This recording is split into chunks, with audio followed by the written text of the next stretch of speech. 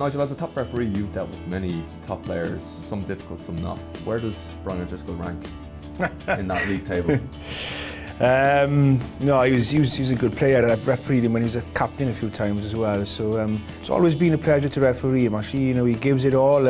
He asks you the questions when needs to be during the game, and some of them times they're in difficult situations. But that's the captain's role, and he did that very well. It was quite different when you refereed Ireland because he was the captain, and when I'd go to the change room to do the boots and stuff, he'd come along and say, "Right, Nigel, I'm the captain.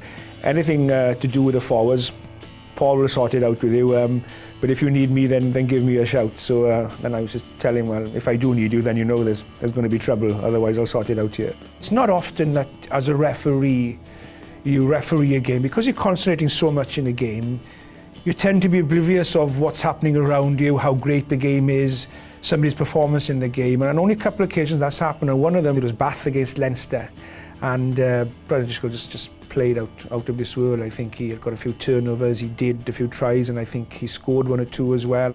I think sometimes today we use the word great and legends without thinking much behind it when we use it. But when you mention Brian O'Driscoll's name as a great player, as a legend of the game, it's totally justified. And there are not many great players in the world.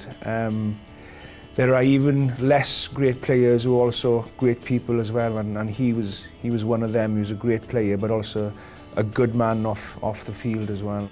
So in the wake of the Neil Francis comments, those controversial comments about gay people in sports, did you see any support from Irish players or Brian O'Driscoll? I had a few direct messages from a few of the Irish players saying, well done on speaking out. And Brian O'Driscoll was one of them. He sent a message and said, well done on speaking sensibly. You've done a lot not only for gay people in sport, but for straight people as well. So I thought, you didn't have to do that, and neither did some of the other players as well. So it took a good man to do that, I thought.